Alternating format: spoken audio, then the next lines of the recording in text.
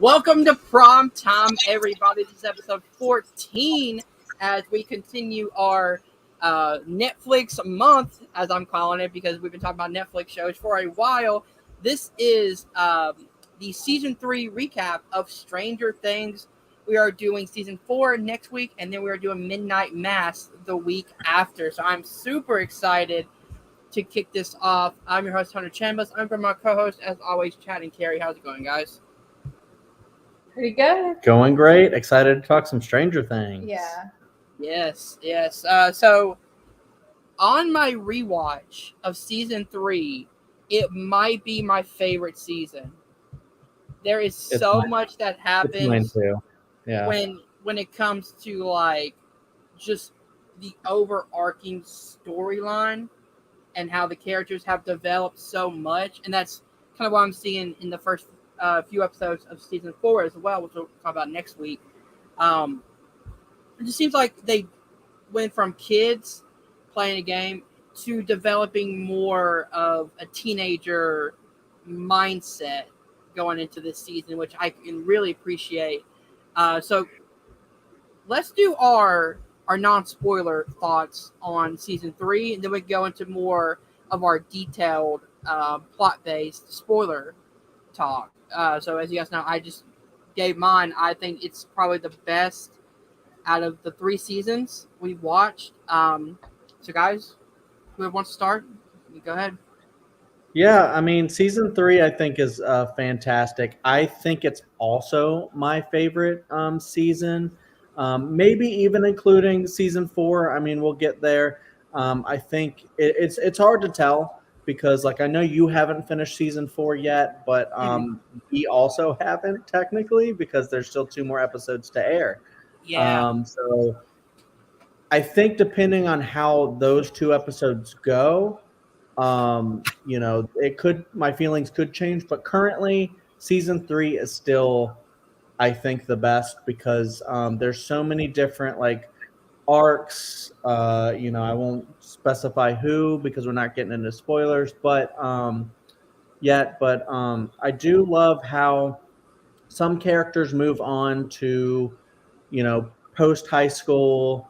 Some characters are still, or not high school. Some characters are still in middle school now. They're not in high school yet. And I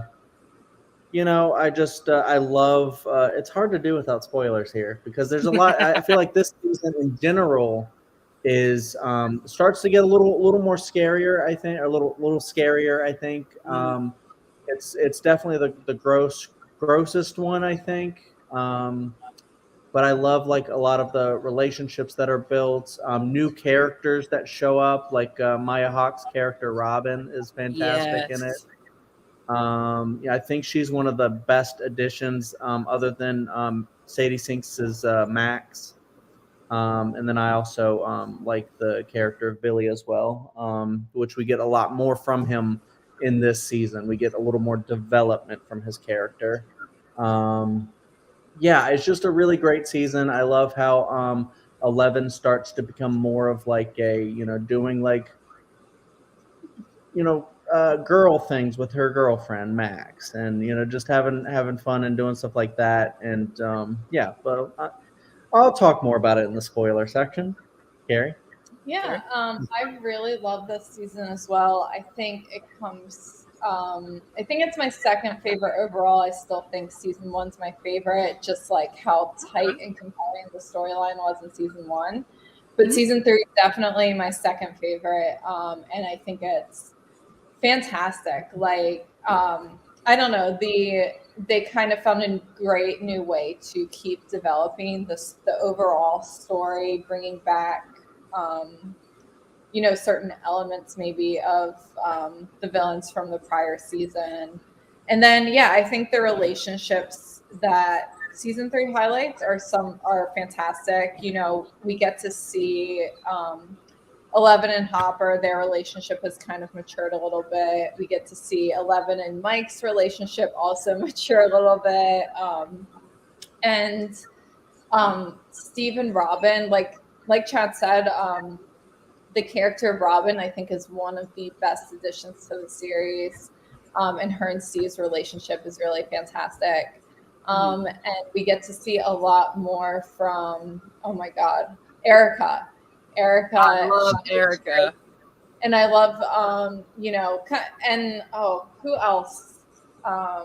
We get to see a lot more with Billy's character. Some things we talked about with season 2 really get built up more in season 3. So yeah, I don't know, and I love that this takes place at the mall for a lot of the season.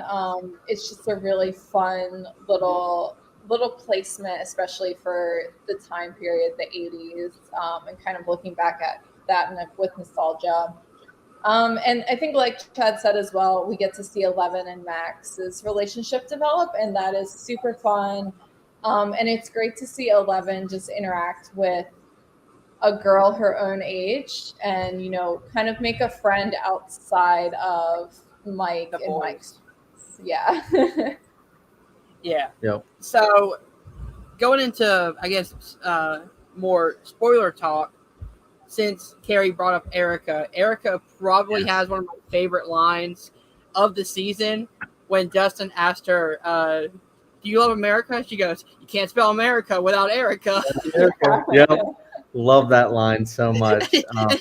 And Dustin has to take a minute to be like, yeah, that's true. Yep. And then she starts going on about how much she loves capitalism.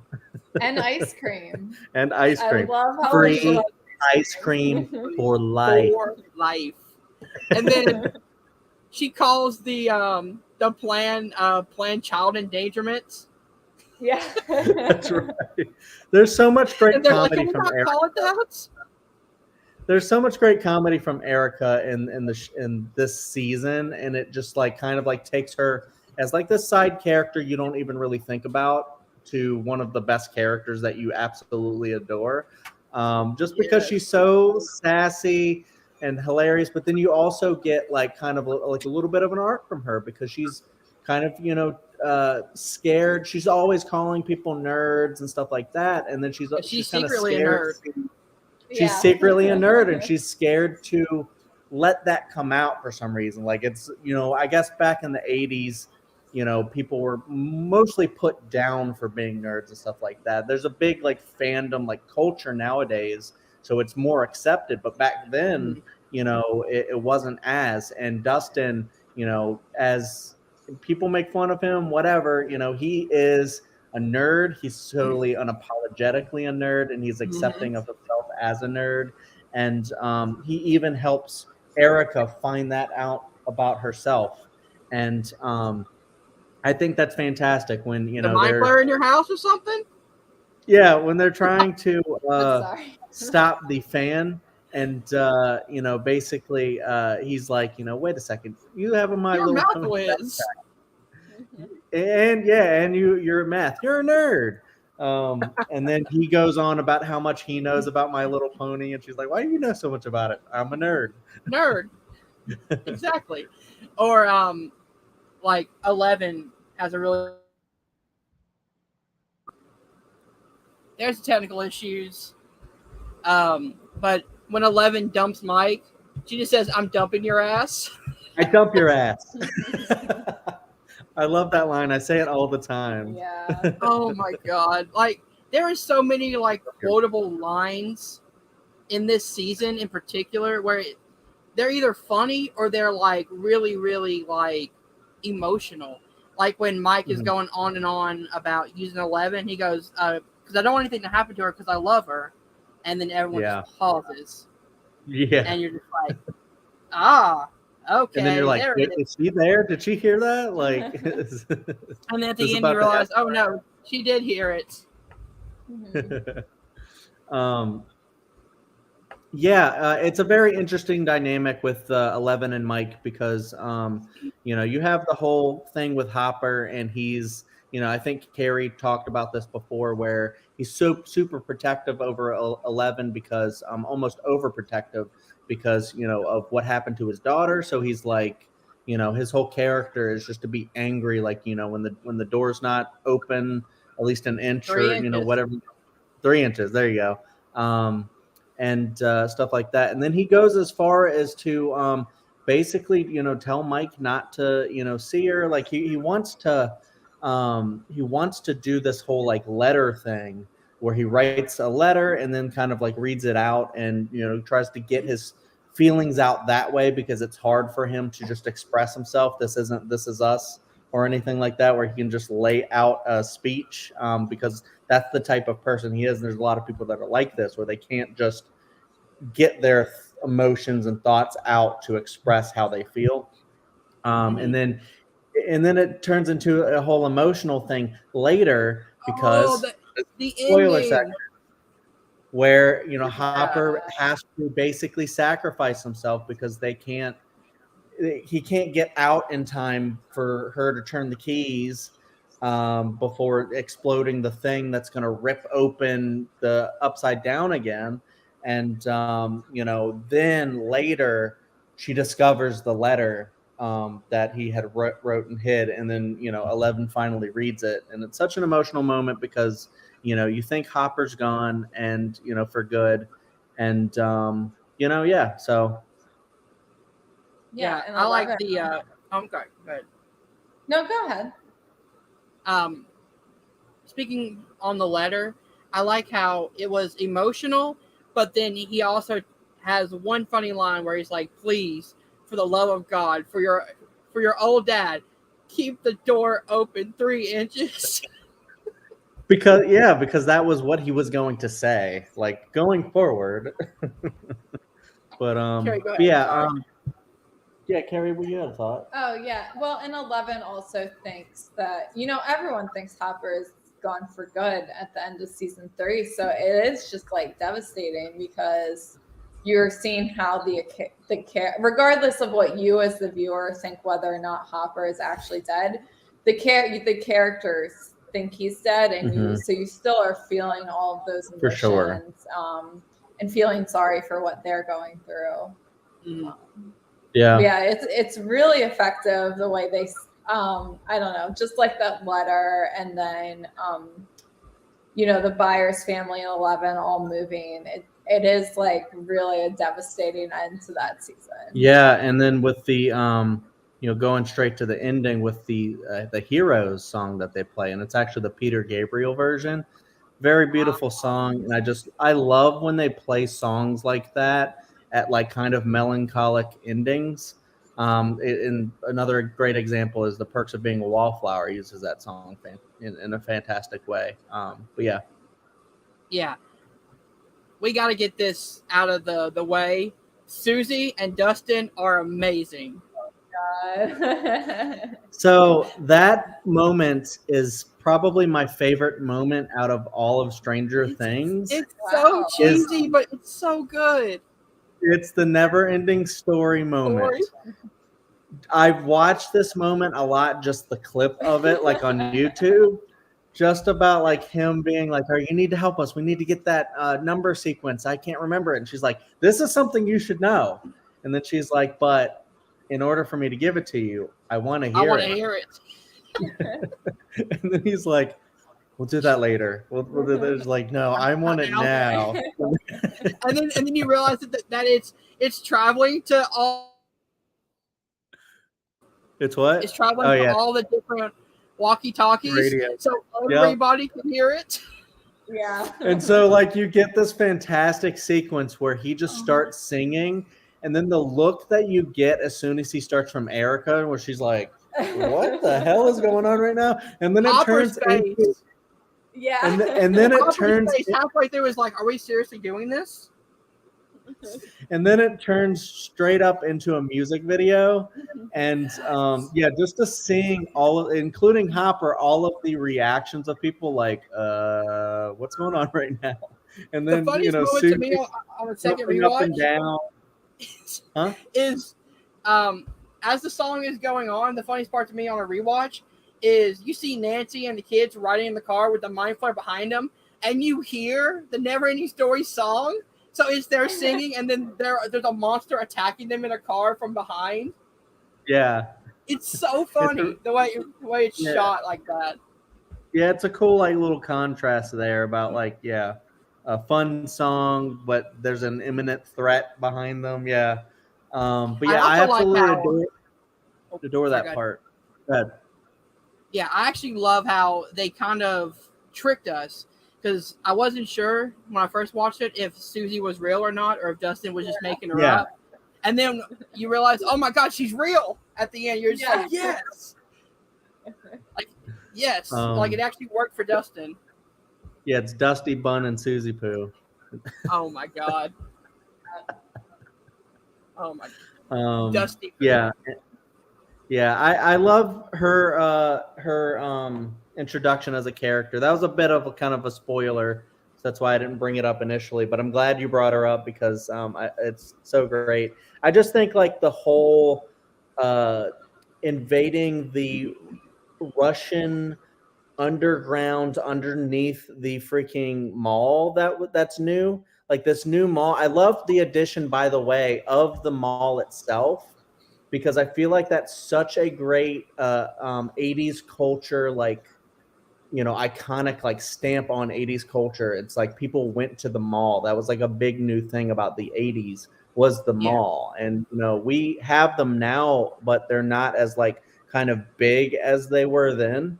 And you get to see like all the different stores, like the Sam Goody and stuff like that, people of today probably like younger people don't even know what that is. So like a lot of these new stores, and they did a similar thing in the grocery store as well, having all of the different products that are from the 80s. It's just the set design of this show sometimes is just so freaking great. But yeah, going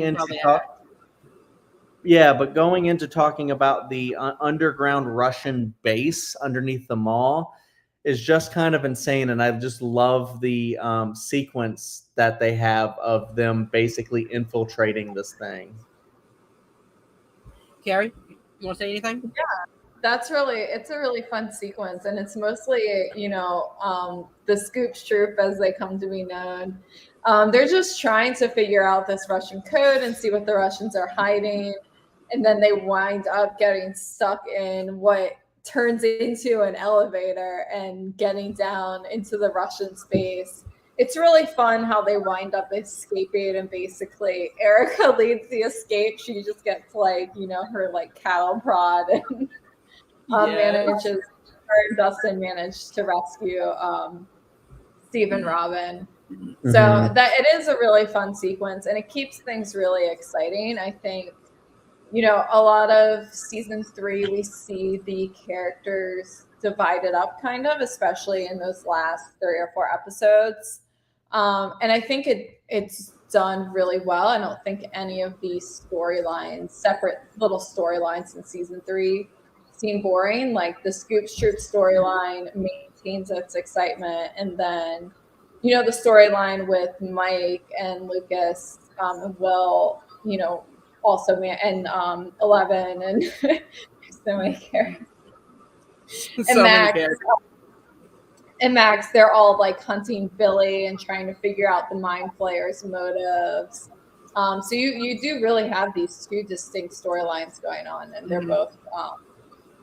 I think they both are very engaging. Yeah, and the Hopper Joyce storyline as well. And also Jonathan and Nancy doing the Mrs. Driscoll that leads into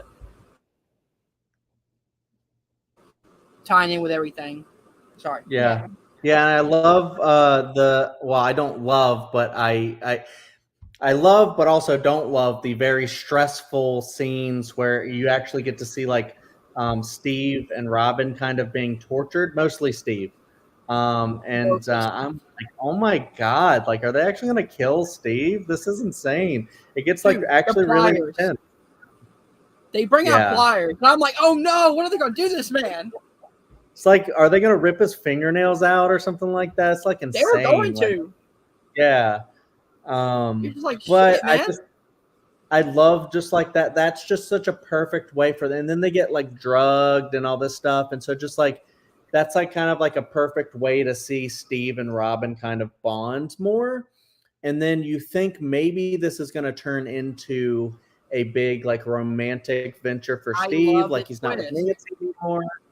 And then there's a twist that they get when they're in the bathroom, and you get this like great scene where Steve is kind of like, well, maybe, and then she's like, I don't like guys. Like I didn't. She reveals it like she was like, I wasn't jealous of, that one Of girl for Nancy liking being with you. you. I like her basically. Yeah. So. And I love how it was done tastefully too. It wasn't like Mhm. done for a joke or anything. It was done to kind of, because they've edged this on for a long time to be like, well, maybe, Robin liked Steve because Right. she was jealous of Nancy, but the twist of like, no, I was jealous of you getting all the women that I like. Right. That's a really, really great moment. I love that character development for them. What else was going to Steve's get face, into? though, it took him a minute to realize, but she's a girl. Yeah. His face was like, it was like, she's a girl. He's like, yeah. Because I mean, you still, because the time that this show is coming out is very different from the time in which it portrays, and so you got to just understand, like, people then are going to be less like, oh, you're gay, okay, cool. It's not as accepting and immediate of a realization then, I feel like, which is unfortunate, but it's just, that's how the time was. So maybe that's what they were going for as far. But it's also kind of funny that he doesn't get it right away, but you got it, and you're like, Steve. Well, and I think it is actually very realistic to that time period and to the middle of nowhere, Indiana, in that time period. Good point.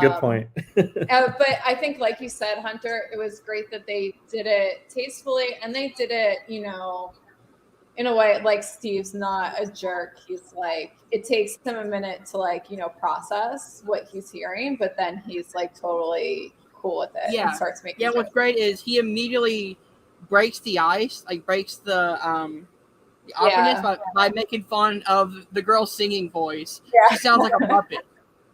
And they're able to, like, kind of laugh at that, and then it's that moment of Steve being like, well, I accept you, now let's be friends and move on from this current situation. Who else should we talk about? Should we go into Billy and Billy's story? Yes, that's the thing I was gonna bring up next. If there was dead air, because I love the Billy. I love what we get from Billy in season 2, but as we've discussed, he kind of doesn't really have like a lot of redeeming stuff there, but I feel like he does here, because they fully go in and explore this with 11 trying to basically spy on Mike and the gang and stuff like that. And then she ends up finding all this information about Billy by going into the past and seeing visions of the past, which is kind of insane that she can do that. And then, she sees, how happy that she's able to go into Billy's subconscious, like travel through there. I think that's what she tries to do, what she does, and then she basically gets to see that Billy used to be a happy little kid. Oh, this and is then so sad. That's also at the end how she's able to. And I'm sorry, I'm skipping things. How she's able to reach him, because in this season, Billy gets basically possessed by the mind flayer, right? And he's kind of one of these like little worker bees. He's like the biggest one, I think, of trying to kidnap people and take them to be also like possessed. And it's really gross because people like go in and then they like collapse into this like goo. The body horror in this season is amazing. It's crazy. And then so it ends up with Billy basically redeeming himself by sacrificing himself to stop this thing from basically murdering 11. He doesn't destroy the thing, but he stops him from murdering. The kids enough time to defeat it. Exactly.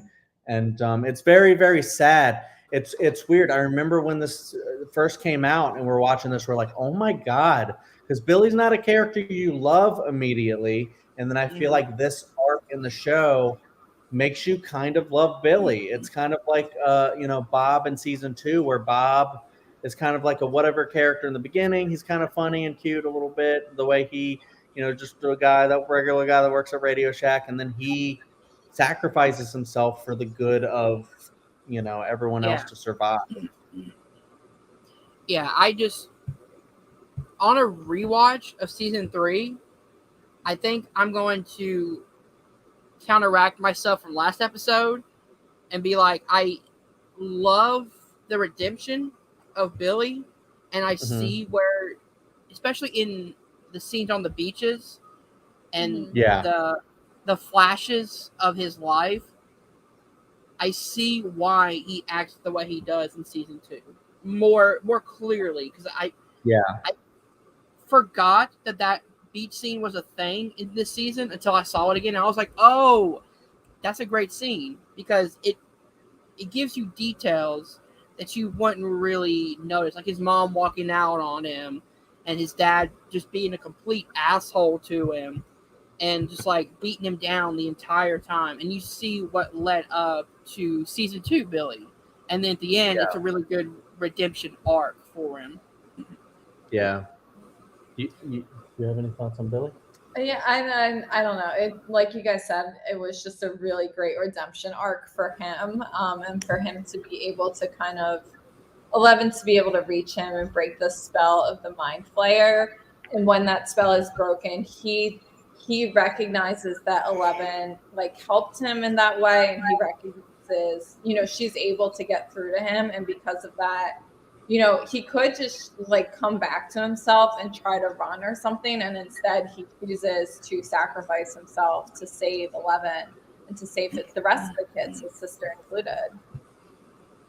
Yeah, because 11 just reminded him of that happier time, and he was able to like channel into that, and it's so sad, but it's so good, and I love how later seasons can recontextualize characters from earlier seasons and make you go, oh my God, okay, Billy. Yeah, exactly. The last line that 11 says to Billy about his mom being so pretty, and she like describes the details of like the summer hat, the flower on her blouse, her dress that she's wearing, and the fact that that's the memory in the subconscious that Billy always goes back to, and that she's able to tie that in to get him loose of the Mind Flayer was so well done. I love how they were able to turn that around at the end. Yeah, that's kind of like one of my favorite things too about the character of 11 is that how she, from the very beginning, because I mean she's kind of like a little baby in a way sometimes because of how she was raised and brought up and stuff, but also I think because she learns and she doesn't have a lot of the negative stuff that you might learn from experiences outside and how kids are cruel and stuff. She's kind of like almost like a Paddington in a way. I like to use that term because I love the movie Paddington and Paddington 2, where it's like a character that's just like so good that the worst thing that they would do to you is give you a hard stare so you can remember your manners. But yeah, 11 is kind of like that character where she'll go into someone's thoughts and see the good in them and then bring that good back out in them. And that's what I love about the character of 11. I think that's why I did not like that one season when we got bad 11, or one episode in season 2 when we got bad 11. But then also, hint at season 4 that we get a little bit more of a difference from 11 in that one and her development. But that's my favorite part of 11 is when she's that really good character that can find good in people and bring that out. Yeah, exactly. So another dynamic I'm going to bring up that I think is actually one of the hearts of this season and Ooh, that is okay. the Yeah. relationship between Dustin and Steve. That's not what I thought you were Yeah. going to say, but yes, absolutely. It's another one I just thought of. The opening scene when Dustin first like goes in and sees Steve, and they are so happy to see each other, and they like hug and do their secret handshake. I'm like, this is like the older brother, like younger brother relationship that I love because they're so happy to see each other. It's Yeah, amazing. I love it too. Yeah, it's They're so like the so little good. kids. I love the comedy between them, just like the stuff like where Dustin Robin.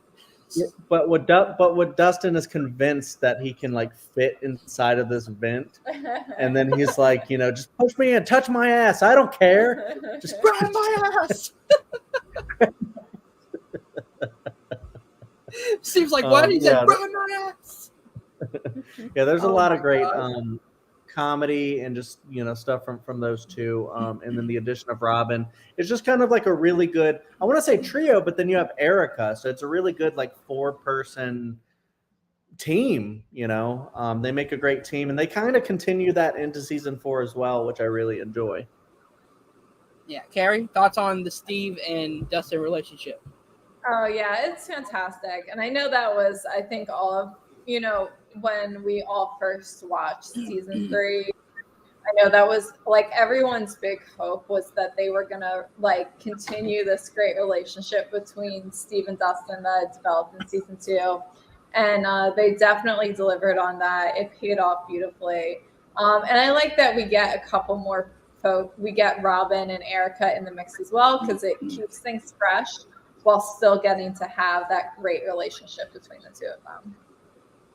Exactly. Yeah. The one thing that I love is that like you can tell that Steve actually cares about Dustin because he sees that like Dustin can be something better than him. Like even in season 2 where he's like, this is how I got girls. He gives him his tips. He sees Dustin as a younger brother. And it actually works because he got Susie. I mean, come on. Yeah. Yeah. Love the fact that like Steve towards the end when Erica's like what you say, I'm not convinced that Susie is real, are you? And Steve goes, he pauses and just goes, why'd you pause? Huh? Yeah, I believe she's That's right. real. That's right. That's such a great comedy in this, great writing. The other character that I wanted to highlight that I almost forgot about is Alexei, the Russian. Yes. I think he was one of the big. He was actually kind of the Bob of this season, where he came in. He's just like this Russian soldier guy, scientist, whatever. And he normally with people like that in movies and TV, like they're throwaway characters. They're just the part of the villain, just a henchman, and like they end up kidnapping him to try to basically get information out of him and stuff like that. And then they have like kind of like a language barrier and stuff like that. But then they start to, have him show like his kind of silly, like sweet side. And you end up loving this random Russian character. And you're like, what? Him and Murray, and it's man. like, yeah, him and Murray stuff with like the Slurpee and just his decision when Hopper's like so convinced, he throws him out, he throws the keys out because he's pissed off at him, and he's like, he's gonna come back. He knows they're gonna kill him if he goes back. And then Murray goes, he is starting the car. That is him driving away. And you can see that Hopper's like, he's convinced, but then he's like, am I making a mistake here? And then as soon as he stops or whatever, Alexei stops the car. Then he's like, "See, told you so." And he's like, I was always right. Yep. And then it's weird that like Stranger Things and the writer, like the writing team, can bring in like one character for like not only like 5 minutes in a show or an episode, and then you end up loving that character as they continue for one season. Yeah, it's weird. Yeah, They did a really good job with that character of getting you to really like him. And then just, you know, not many episodes later, you don't get much from Alexei, but what you do get, you Oh, just like, you love him. And then just as soon as you're starting to really like love this the character, Russian Terminator being a dick, and he ends up killing him. he shoots him like right through like his drink or whatever, I think. No, Doesn't he? he shoots him through the teddy bear he won. The teddy bear. That's right. The prize He was that he like just won. so happy to win. It's Oh. the thing. It's yeah, And then Murray Murray's pulling like, two corn dogs. he got the corn dogs, and then he Yeah. drops Oh. like, "Ah." It's It's so like- sad, man. Tragic. Yeah. Play Like with your emotions like that. the way that like this show makes you care about all the characters, that even when a small character dies, it affects you, and not only affects you as the audience, but the characters themselves, because you could tell that like Murray was really messed up about that, because on the car ride, him and Alexei were having so much fun with each other, just talking back and forth, Yeah. just joking around and things like that. That when that happens, you as an audience member are sad, but then you gotta put yourself in the shoes of the characters, and you're like, man, this sucks. Yeah. There's another part of the show that I thought was kind of interesting, where I saw a direct kind of connection to the X-Files. I don't know how many people watch the X-Files. I know Kerri does, but basically, you know, you have Joyce kind of like looking at the magnets on her refrigerator just fall off. And then this is what sends her into trying to figure out what the hell's going on with her damn magnets on her fridge. And you don't think she's crazy because you know kind of what's going on, but then you have like Hopper, who's like, why are you so concerned about the magnets on your fridge? Why are you hanging out with that teacher so much? Who's listening to Weird Al Yankovic, by the way? Wait, is he? Yeah. Yeah. He's, what is it? My Bologna. Yeah. My Bologna. And I didn't catch that. the connection to X-Files, though, is that Joyce and Hopper are kind of like a Scully and Mulder from the X-Files. And what happens is he doesn't believe her initially. And you're like, Hopper, you just went through this whole upside down. You live in Hawkins. Why wouldn't you believe her now? Well, I think it's compounded, right? I think they make it believable because the things they've been through together, normally Hopper would just kind of probably jump on board and believe her, but he's angry because she stood him up True. for their date. True. I think that's a big part of it. So he is a little bit more unwilling to believe her. But that's a big thing in X-Files, though, is that, each episode they go through something supernatural, and Mulder is the skeptic, right? No. Scully's the skeptic. So Mulder will always have some sort of like case, and he's like, we got to go investigate this thing that happened that's very weird because it's an X-File. And Scully's the skeptic, so she's like, oh, it's probably something scientific that can explain it away. And you're like, Scully, look how many trips you've been on that's been weird as hell, and you're still like, nah. I will say, the Hopper and Joyce adventure I loved because it didn't feel completely out of place. Like in season 2, there were some storylines that I could do without, but what I love about season 3 is every storyline felt like it was leading towards the same goal, no matter what. Agreed. Because the Russians opened up the portal, which let the Mind Flayer come back in, and that it all ties in together to the overarching storyline. Rewatching this more recently than we did, even though we just watched it not that long ago. Why are the Russians trying to get into the Upside Down again? I don't think they ever really tell. That's what Kerri said. I was like, yeah, I think it was more of a they were trying to understand the Upside Down even more. So when they opened it up, it was like in season 2 that how they explained why they kept opening the Upside Down. The scientists wanted to know more about it and learn about it to develop more weapons, more technology, things like that. So I guess on the Russian side, they wanted to. The only thing I can think of is they wanted to match the Americans at what they were doing. Found a portal that was able to open it up, and are trying to get on their level of like, well, what technologies do they have? What technologies can we get from opening this a little bit further? That's true. And I guess it probably in a way doesn't super matter. We just know bad guys trying to open the thing we don't want to be open again. So we need to stop. And I think they had to have someone other than the U.S. government try to open it this time. I think they were like, all right, at this point, maybe the U.S. government has learned its lesson about opening this portal. Yeah, I love how, for some reason, Hopper just wants to be Magnum PI. Can we talk about that? He got the mustache, he's got the shirt, he's all ready to go. Oh, the shirt. That is, what was the line?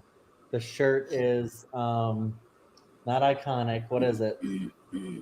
Oh, the shirt is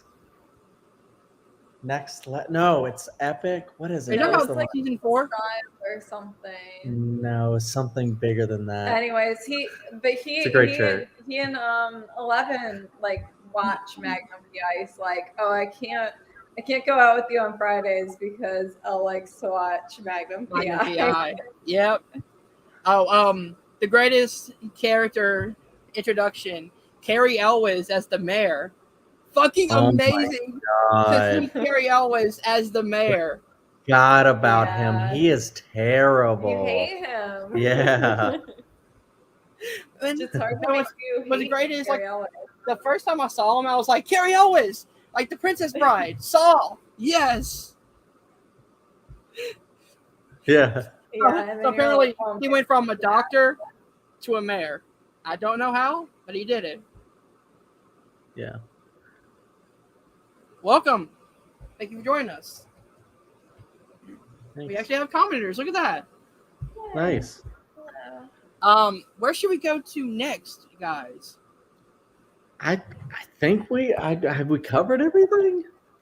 I don't know. We haven't really talked about. I don't think we talked enough about Max and 11 and their like.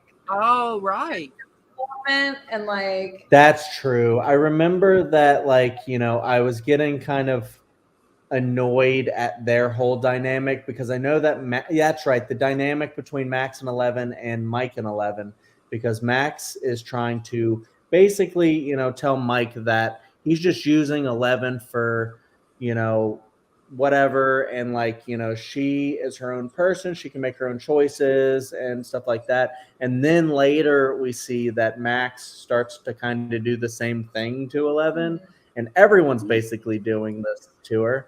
And you know, I also don't like how it's a whole thing where you know, 11 ends up getting mad at Mike for lying to her, but he was only doing it because of he's scared of Hopper and stuff like that. And then she ends up like spying on him and you know, breaking like this whole privacy thing, which I think is worse than lying to her about a grandma or something. Well, but Max, they don't know why Mike is lying at that point. Right, they think Mike is just kind of being a jerk, lying to, because he doesn't give Hopper up because he doesn't. I mean, he's scared of Hopper to begin with, but I think also he doesn't want to. Hopper threatened him with a gun. Yeah, which is messed up. So, you know, you feel bad for Mike, but it also kind of creates a fun dynamic. And I think Hopper didn't go about it the right way, obviously. Would actually be the opposite of the right way. But I think it's good that eventually Elle starts to develop friends outside of just Mike, because, you know, she and Mike are spending all of their time together, and that's probably not very healthy for either one of them. I think another Yeah, so we get to see this really fun friendship between Elle and oh my god, Max. Next. And that creates some of the funnier moments in the season too. And it's also how they discover that something is going really wrong in the town, because they do honestly, I think it's bad, obviously, that they're spying on people, but they do probably what any teenager with those kind of powers would try to do at some point. And it's funny because Elle doesn't even think about doing that. She would never like try on her own to spy on someone unless they were in danger. Mhm. But Max is kind of a little bit more socialized in the world. But anyways, that's how they figure out that something's really wrong in the town, and gets them kind of started on trying to fix everything. But that's, I think, also why I didn't start liking Max until season 4, is because in season 3, she's like mean to she's like mean to Mike, she's mean to Lucas. She's only really not mean to 11, I feel like, because I mean, Lucas, to be fair though, like Mike and Lucas aren't really nice to them either. It kind of goes both ways. They both have not nice though. I mean, they're not like they both have I don't moments remember where. being, I mean, I just they have remember moments like where they like. I'm sorry. Go ahead. No, it's all right. Good. Go ahead. It's fine. It's just like when in the supermarket, when like Lucas like brings the fireworks and she acts like he's just being an idiot, and it's like he ended up actually saving the day, and it's like, what actual contributions did you make, Max? Nothing really to the entire season.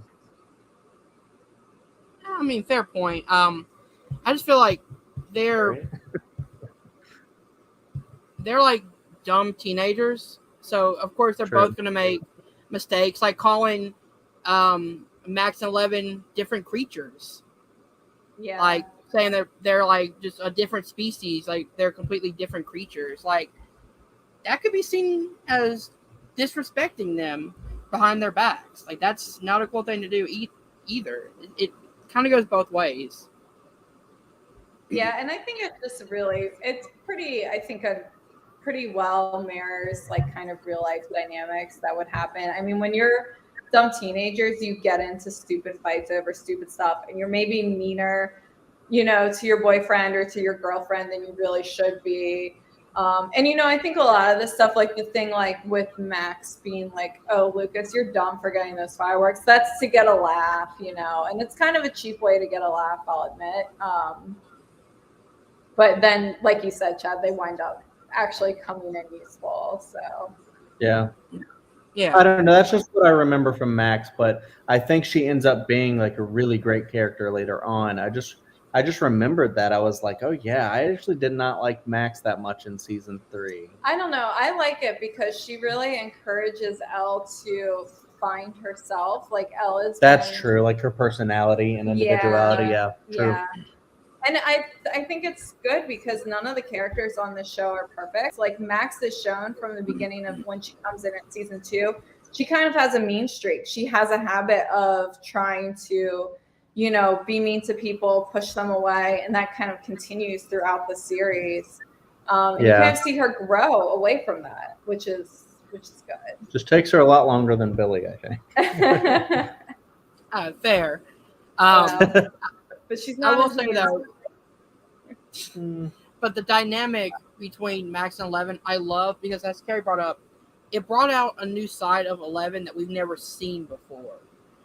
Like, we get to see Elle finding her own self, finding her own style, finding, the way that she wants herself to be, not, because, I mean, when she was a kid, she was in a, prison pretty much. She was, being experimented on, so she couldn't really find who she was.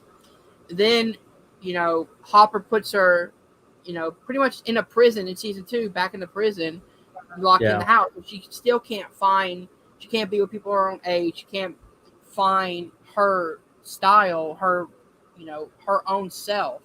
This season, it feels like because Hopper has given her more freedom, that she's able to express herself even more. And that's making friends with Max, and that's kind of stepping away, up under Mike, letting Mike do his own thing. Shit. it kind of makes it where they both grow apart, but then they come back together even stronger because they find that connection with each other. It's a good point. I like that. It's like And you can't spend all your time with one person or you'll go insane. The moment you take a step back, you can reevaluate and then come back even stronger than you were before. Yeah, and there's that sweet moment like where, Max and 11 are having a sleepover and 11 picks up the comic of Wonder Woman, is like, oh, what's this? And Max is kind of like, oh my gosh, you don't know Wonder Woman? Like, this is what happens when you spend all your time with boys. Like, it's just like having that, kind of different point of view, getting to see it. Elle doesn't really have, she's had some interaction with Joyce at this point, but she really hasn't had much interaction with, a teenager her own age, who's basically not her boyfriend, Mike. Like, yeah, I think that is important. That's a really good point too. Yeah. Yeah. Plus, and then I think, sorry. Oh no, go ahead. I was going to change the subject. So if you have more to say, I just want to bring up the funny line that we got from Max and 11 about the happy screams.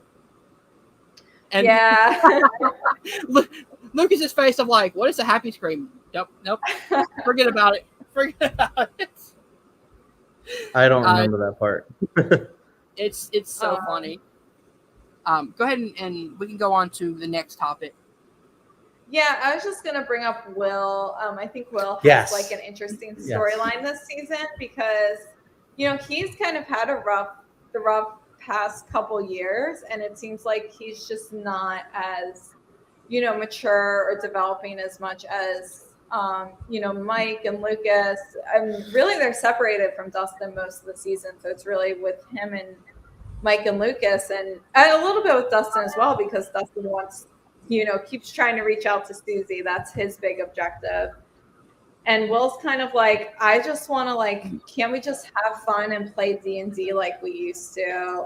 Like, can't things just stay the same how they have been? Can't I just have my friends and we talk about stuff that's fun rather than just your girlfriends? And it's sad because, Will kind of gets crushed and he kind of loses his, Mike and Lucas try to make things up to him, but at the end he still does give his D&D books to Erica, and it's sad because he's growing up, a little quicker than he wants to, or he's letting things go because he thinks, his friends are like, oh, this is for babies. Yeah. He's letting things go that he maybe doesn't actually want to let go from his life. That's very true. I think the thing about Will, other than that little bit that we get from him of, trying to let go of his childhood because his friends are growing up faster than I guess he can because, he was, I guess, maybe stunted a little bit. I mean, he went through the ringer in the first 2 seasons. Yeah. And then I feel like after that, though, they kind of sideline him quite a bit. Even in going into season 4, spoiler alert, they sideline Will a lot, and I hope maybe they will start to bring his character out a little more. And I know because it's every other character is getting into some sort of relationship. I've heard that people are speculating that maybe Will is actually closeted gay, and I wonder if maybe that's something they'll bring up maybe towards the end of season 4 or into season 5, because we are getting a season 5. Or maybe, I don't know, maybe they could have a sort of kind of where they don't bring it up, or they, it could be some sort of asexual or something like that. Where I don't know if they'll actually get into any of that. But I'm sorry. I was just going to say, but, I hope they start maybe trying to develop his character a little more and give him more things to do because I think he is a really good character, and I do love the time that we get from him in season 3. And it's such a sad scene when he's, destroying Castle Byers, and you're like, no, Will, you're such a cool kid. Don't do this to yourself. He's torturing himself. But the one line that sticks out with me, and that's why I actually think Will may be gay, is when Mike says, it's not my fault that you don't like girls. And you could see that that really affected Will, maybe more than that was on the surface. You know what I mean? That that line that Mike says really cut him deep. And that could end up being like a powerful thing. Maybe they do a little bit later if they decide to go that route, because we already got that from like the Robin storyline. But this could be like a powerful thing that's just been like kind of latent, and sometimes that's how, especially during that time, people who are like closeted gay, like in the 80s, I feel like that could be like a powerful kind of thing for Will's character later on. But who knows, maybe they will or will not explore that. And I think it's cool they leave it pretty ambiguous in season 3, because I think you could see it either way. You could see he's just not developing as quickly as his friends, and other teenagers might relate to that. They might be like, oh, I'm not interested in who society tells me I'm supposed to be interested in either at this point, or like I'm not interested in any of these. As we're growing, I'm not interested in the same things anymore as my friends, just in general.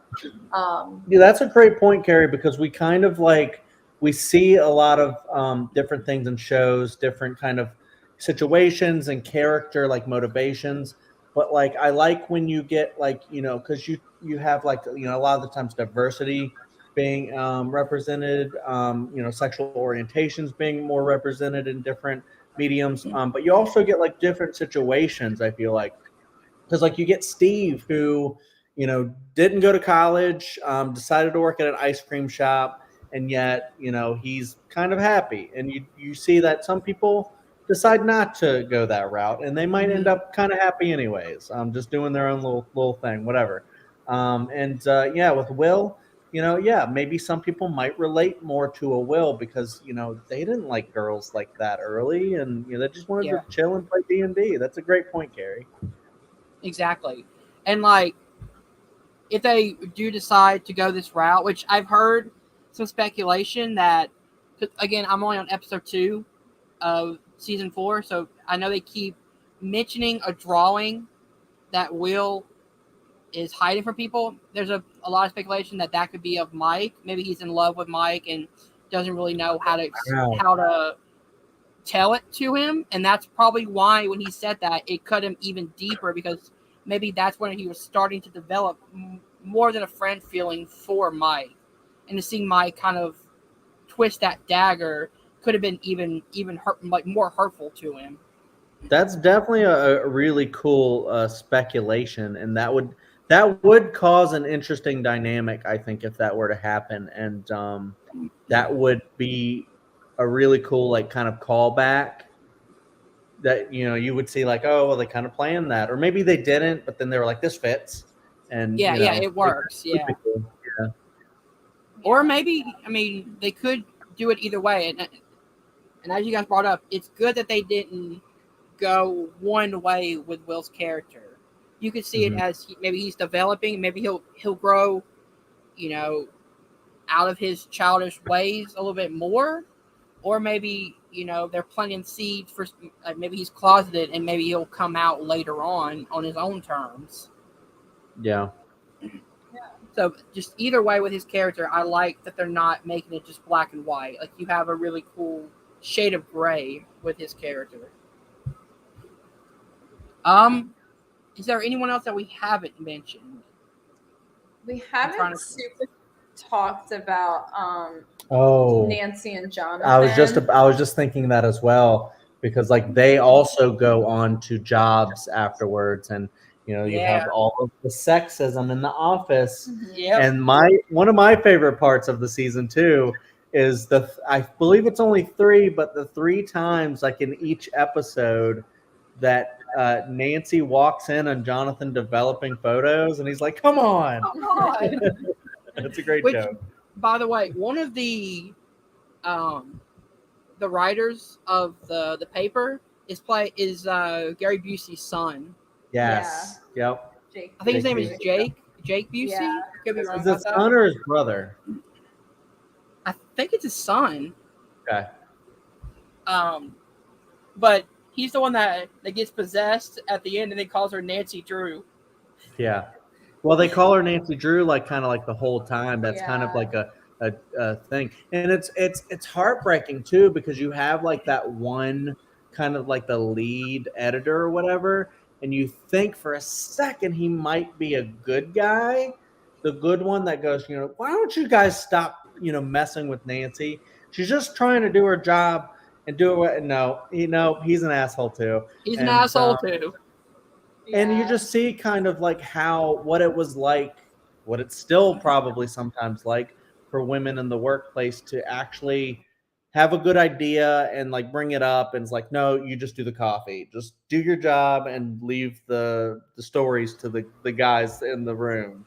So Yeah, and I think it creates a really interesting dynamic between Nancy and Jonathan because, they kind of have their different perspectives. Like, Nancy is facing this incredible sexism and she is just fed up. She really does not give a shit if she gets fired because why should she? Like, 'cause she's being treated horribly and she's just like, she's trying to help the newspaper out and like do something cool and find a story, and they're just totally shitting on her. So she doesn't care if she gets fired. But you also can kind of see from Jonathan's perspective, he like really needs this job in a small town. This is probably the only job he can get doing something he actually likes to do, which is photography. You kind of see it from his perspective as well, that he's like, Nancy, I know you don't need this job, but like I have to actually help support my family and I need this job. yeah. But they come to a good resolution, I think, and they make up. And then I think the best part of all is you get to see them beat the shit out of these newspaper guys who like turn into the little, part of the mind flayer. So that's really fun. They kind of like get their comeuppance. Yeah. Speaking of the mind flare, the scene in the hospital where we see him forming, the monster effects are fantastic in this show. Yeah. Yes. Because that reminded me so much of like Hollywood, like top level monster effects. Yeah. Well, I mean, It's that's creepy. Netflix money for you. And it's scary too. It Yeah, is very scary. Yeah. Unsettling how creepy it is. Absolutely. Yeah. Just in that big dark room and Well, and The I light think it coming could on. Yeah, I think it could have been very easy for them to see the popularity of the show in the first 2 seasons and be like, well, we're not going to do anything scarier than we did in like the first or the second season because it's going to be too scary. It's going to turn people off. And instead they were like, no, now we're going to try some body horror and see how that goes. it's amazing. I do want to mention real quick. You want to continue, Hunter? I was just gonna say like the body horror aspect of it. And this is one thing I noticed in all the seasons. They always tap into what was so popular in the 80s when it comes to horror franchises. In the first season, it dealt with a lot of like more fantastical monster effects.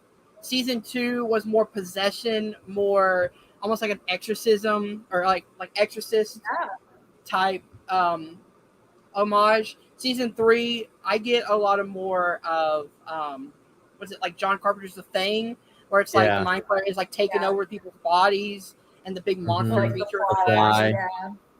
And The Fly, exactly.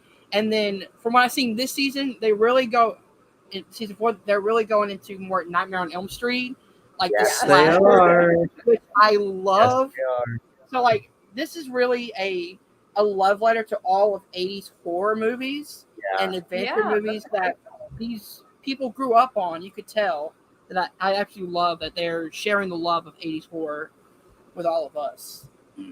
For sure. I love that. I love that. And I hope they keep that going. I hope it maybe even gets a little scarier in the final 2 episodes of season 4. But then also I'm interested to see what they're going to do in season 5, because you nailed, I think, all those different little themes of each season. Kerri? Yeah, that's a great point. I didn't even think about that, Hunter. So that's really cool. That's a really cool thing you pointed out. That actually kind of sounds like a good place to end around on.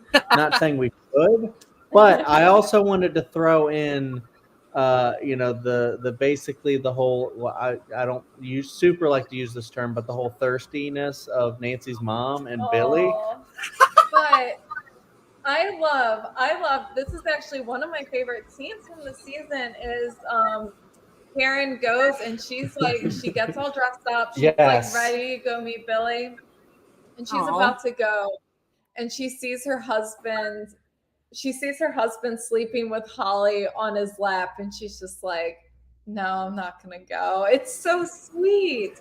And I think She doesn't. I thought she still goes.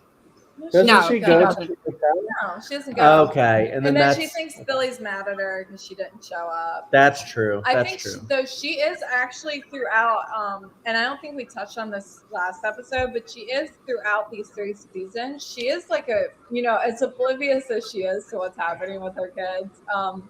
She is a pretty great mom. She does try to be there for her Man. kids.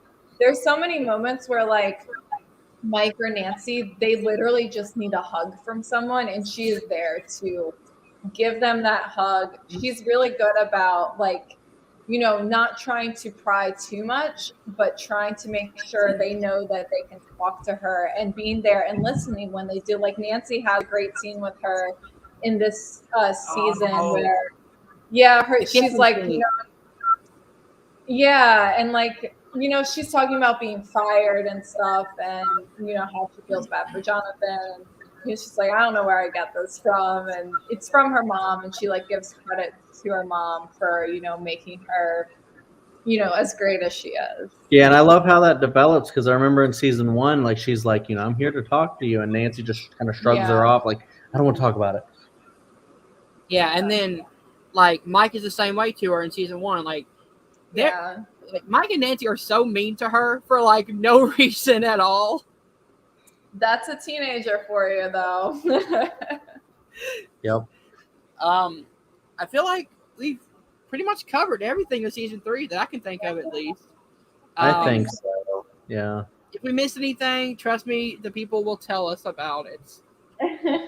But I've tried to hit all the characters we could. Can't wait to talk about season 4 next week. Because the first 2 episodes I've seen, it's gonna be a ride. I can't wait to see what happens. Hunter, though, before we close, I want to hear it. No, you will not hear it. Not over the I want to hear it right now. Turn around. Speaking of, I love the fact that Max and Lucas make fun of Dustin. And they constantly sing the song to him at the end of the show. And Justin okay, guys. Okay. Yeah. He's like, fuck all of you. But I also love that when they're making fun of him, they know the lyrics as well. Yeah. All right, guys. I believe that's where we're going to end it off. Next week, we are going to be talking about season 4 of Stranger Things. Then we will be talking about the Netflix show Midnight Mass. So I cannot wait to discuss this stuff with you guys. Remember to hit that like button, subscribe to Nerd Entertainment Network down below. Thank you guys for watching. See you guys soon. Peace. Gotta hold it.